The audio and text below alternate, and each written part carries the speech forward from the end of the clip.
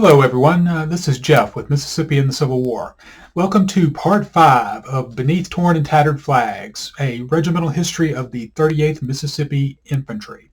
And if you haven't watched the first 4 parts, I would highly suggest going back and watching those first, as I am telling a chronological story of the regiment's history from its beginnings in 1862 through the end of the war in 1865. And if you haven't subscribed to this channel yet, please do and give it a thumbs up and a like. It really helps me judge interest in continuing to do more of these kinds of videos. But we're going to start up right where we left off with the last episode. You'll remember at the end of episode 4, 38th Mississippi Infantry was captured on July 4th, 1863, when John C. Pemberton surrendered the Vicksburg garrison to Ulysses S. Grant. And while most of the men on the 38th, after the surrender, were paroled and exchanged, they were sent home and given a little time with their families, which I'm sure was very much appreciated. There was still a detachment of the 38th Mississippi from Company A still in the field fighting Yankees. The detachment was commanded by Lieutenant Samuel D. Gwynn. It had been sent out on the Deer Creek expedition, and it experienced quite a bit of combat while they were separated from the rest of the regiment. Unfortunately, there's not a lot of documentation about their exploits, and I've been able to find enough to basically piece together a framework of what they did. So this is going to be very short and sweet, since I don't have a lot, but I'll give you what I've got. And I don't even know exactly how large this force was from Company A. The only thing I've found is that in one letter, Private Eliezer Thornhill of Company A wrote a letter to his wife, and he stated that the party consisted of 1 officer, which was Lieutenant Gwynn, and 30 enlisted men. And I'd have to take this with a grain of salt because I don't know how accurate it is, but since I haven't found any official documentation, that's what we're going with, 1 officer and 30 men. And this group was attached to Brigadier General Matthew D. Ector's brigade, specifically to Pound's Mississippi Sharpshooter Battalion, commanded by Captain Merriman Pound. And while attached to Pound's battalion of Ector's brigade, the detachment was going to see quite a bit of combat. They took part in the Siege of Jackson from July 10th through 17th, 1863, and they had 2 men captured there, J.J. McBride and Colin Sawyers. After the Confederate retreat from Jackson, Ector's brigade was sent as reinforcements to the Army of Tennessee and Georgia, and this part of Company A went right along with them, and they fought at the Battle of Chickamauga, September 19th and 20th, 1863, and they actually had 3 men wounded in the fighting, Joseph E. Taylor, Henry C. McKinney, and Philip J. Eubanks. After the Battle of Chickamauga, in October of 1863, the detachment was ordered to return to the 38th Mississippi Regiment, which was then reorganizing at Enterprise, Mississippi, in the eastern part of the state. When the 38th Mississippi began reorganizing, it had to make do without its Colonel Preston Brent and its Lieutenant Colonel Walter L. Kern. Both were still unfit for service in the field because of their wounds. Brent had been wounded during the Siege of Vicksburg, and Kern had been wounded at the Battle of Corinth. So command of the 38th Mississippi passed to the next in the chain of command, Major Robert C. McKay. And it was his job to take on the unenviable task of rebuilding the regiment after the mauling it had taken at Vicksburg. The process of bringing the 38th Mississippi back to life began in September of 1863 after a 2-month furlough for the men. Major McKay received orders at that time to proceed to the counties in which the companies of the regiment had been raised and begin rounding up his men and sending them to an exchange camp at Enterprise, Mississippi. And this was necessary because not all of the men were really ready to go back, and a lot of them had to be encouraged, shall we say, to return and start their military careers again. The main obstacle in reorganizing the 38th was, as I said, just getting the men back into the ranks after spending time home with their families. One man who decided not to return was Eliezer Thornhill of Company A. After weighing the pros and cons, he wrote in his memoir, "By this time I had become very tired of war, and to tell the truth, I did not like it from the first. I decided to remain at home as long as possible." So this sentiment was shared by more than a few men in the 38th. And so a lot of them were going to have to be literally hunted down and forced to return to duty. And this was not an easy job, because in a lot of cases these men had the aid of their families, their friends, their neighbors, in hiding from Confederate authorities. In fact, Eliezer Thornhill went on to write in his memoir of the lengths that he went to on one occasion to escape a roundup by Confederate cavalry. And he wrote in his memoir, quote, "We kept on down the swamp, stopping every now and then to listen. We could hear our pursuers whooping to the dog. It was our intention, if possible, to get Pearl River between us.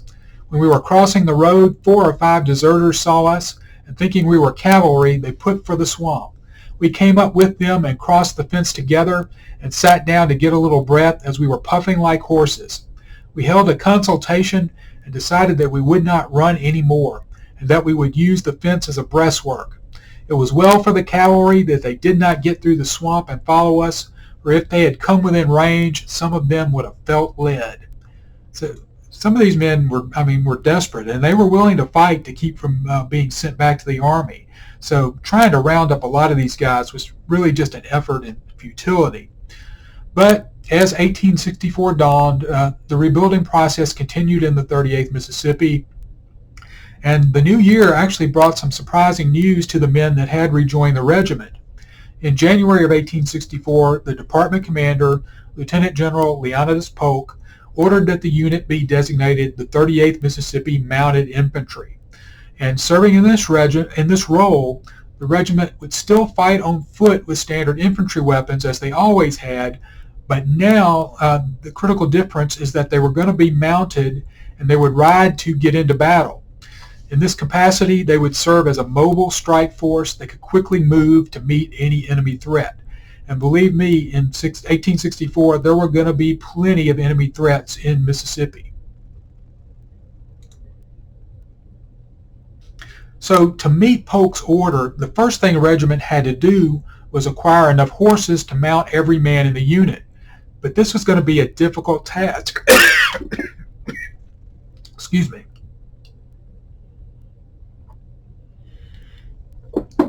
But this was going to be a difficult task at best, because by this stage of the war, horses were very scarce. Losses had been heavy in the army.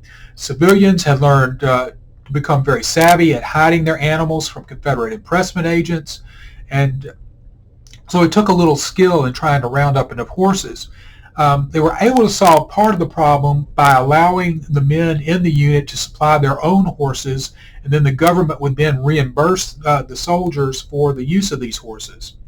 And a list of men in the 38th who supplied their own horses contained 139 names, so the effort did meet with some success. So once the majority of the regiment was mounted, the unit received its first mission. The 38th Mississippi was ordered to split into 3 detachments, commanded by Major Robert McKay, Captain James H. Jones, and Captain William Estelle. McKay was given the task of sweeping the area east of the Pearl River for conscripts and deserters. Captain Jones was ordered to Woodville with his detachment, and Captain Estelle remained at Enterprise, Mississippi, with the 3rd detachment that consisted of the men who had not yet received their horses. Second Lieutenant Tom Ball, one of the officers in Estelle's detachment, wrote a report in March 1864 to the Confederate Adjutant General, and I think it's very revealing about the condition of the regiment. He wrote, "My command, 38th Mississippi Infantry, was captured at Vicksburg July 4th, 1863. Not more than 150 of the enlisted men have ever reported at parole camp. All of these men except some 20 have been mounted and ordered after absent men of the brigade. Where they are now I am unable to say. Captain W.M. Estelle in command of the remainder, my 20 men, and 2 or 3 officers are on duty with the 37th Mississippi Infantry at Pollard, Alabama in this state." And the unpleasant duty that the regiment had been assigned to, basically rounding up deserters and conscripts, finally concluded in early April 1864 when Major McKay was ordered to report to Brigadier General Lawrence Ross for new orders. Captain Estelle was directed to bring his detachment and rendezvous with McKay at Jackson, and Captain Jones remained a few additional weeks in southwest Mississippi, attached to Colonel John S. Scott's brigade, before he too rejoined the regiment. The trip to Jackson was very trying, particularly for Captain Estelle's detachment, as a lot of these men were really lacking for proper clothing. In a requisition for the items his men needed, Estelle wrote that his soldiers, quote, I have marched some 100 miles and my men are barefooted and naked. I am now on the march to Jackson, Mississippi, where I cannot get the articles called for. I have no quartermaster, nor have I had one since I left the regiment. So Estelle finally reported to Major McKay with his very ragged men. He reported at Jackson, and it was then that the 38th Mississippi received orders placing the regiment in a cavalry brigade commanded by Colonel Hinch P. Mabry of Brigadier General Wirt Adams' Cavalry Division.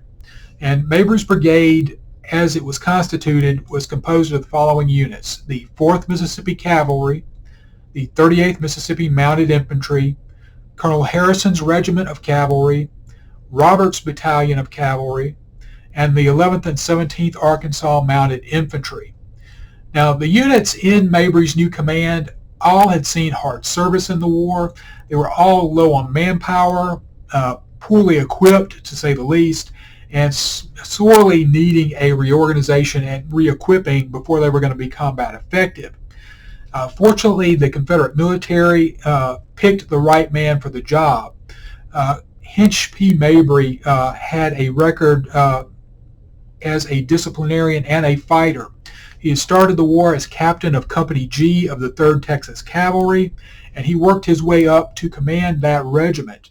At the Battle of Iuka, leading the 3rd Texas Cavalry, the Texan had been wounded 3 times and captured by the Federals. Seeing how he was so wounded, the Federals offered him a parole, but the colonel was rather obstinate. He refused to sign the parole because it referred to his country as the, quote, so-called Confederate States of America. Mabry would have nothing to do with signing this insulting document, so he ended up spending several months in a POW camp before he was finally exchanged.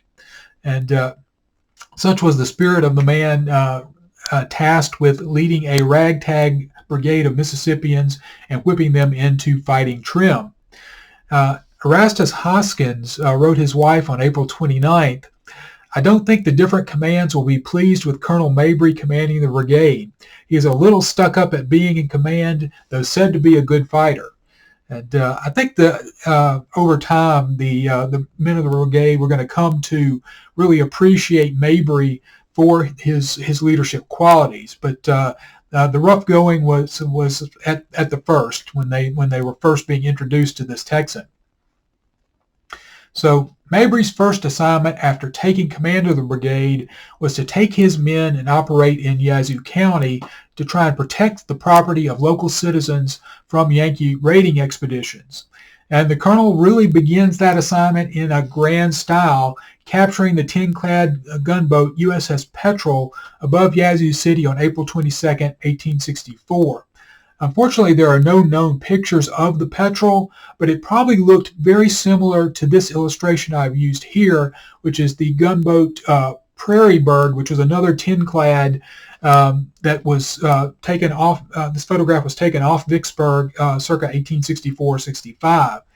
They were called tin-clads because they were basically wooden boats that just had a little light iron sheeting to protect vital areas of the ship, particularly the pilot house, from small arms. They wouldn't stop anything like an artillery round, but they could. There were some protection against small arms. So the way that the brigade captured the USS Petrel, the boat was proceeding up the Yazoo River on an expedition to confiscate cotton when it blundered into a trap and was attacked by a detachment of Mabry's brigade commanded by Colonel John Griffith of the 11th and 17th Arkansas. And writing to his wife a few days later, Erastus Hoskins of the 38th Mississippi described how the Petrel was captured. He wrote to her, quote, "Our regiment was placed below the city as sharpshooters, and as the boat came up ahead of the others, our boys opened on her and compelled her to go above the city.